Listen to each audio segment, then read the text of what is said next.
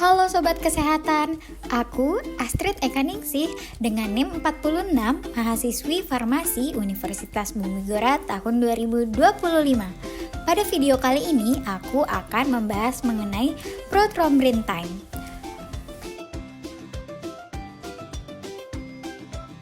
Prothrombin atau PT adalah pemeriksaan laboratorium untuk mengetahui berapa lama waktu yang diperlukan oleh darah untuk menggumpal atau membeku.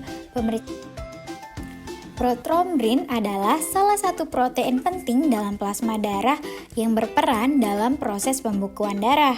Protein ini diproduksi di hati dengan bantuan vitamin K dan merupakan faktor 2 dalam kaskade koagulasi.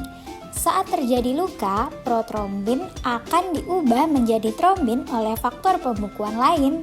Trombin inilah yang kemudian mengubah fibrinogen menjadi fibrin, yaitu benang-benang yang membentuk jala untuk menghentikan pendarahan. Ada beberapa tujuan prothrombin time test dilakukan. Yang pertama, mengevaluasi efektivitas pengobatan dengan obat pengencer darah atau warfarin. Yang kedua, mencari tahu penyebab darah membeku secara berlebihan. Yang ketiga, mendiagnosis penyebab pendarahan yang tidak biasa. Yang keempat, memeriksa kemampuan darah untuk membeku sebelum prosedur operasi. Dan yang kelima, mendiagnosis masalah hati. Dan yang terakhir, memeriksa defisiensi vitamin K.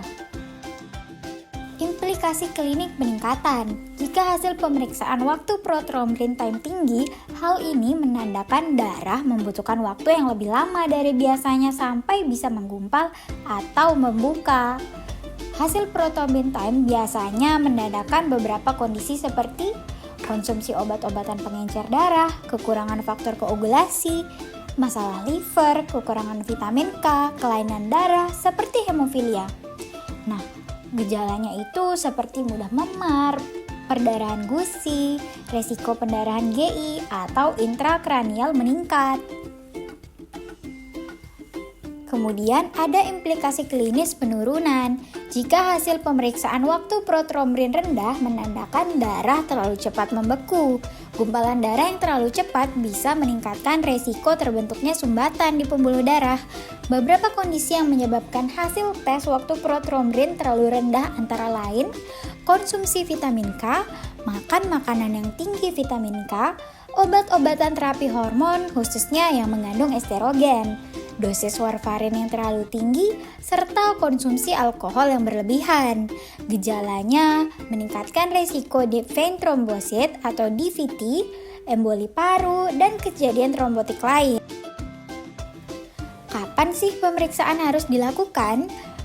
Pemeriksaan PT disarankan untuk diperiksa pada kondisi berikut. 1. Sebelum menjalani operasi. 2. Saat mengalami pendarahan yang tidak wajar atau memar berlebihan. Yang ketiga, jika terdapat riwayat keluarga dengan kelainan pembekuan darah. Yang keempat, saat pasien menjalani terapi antikoagulan.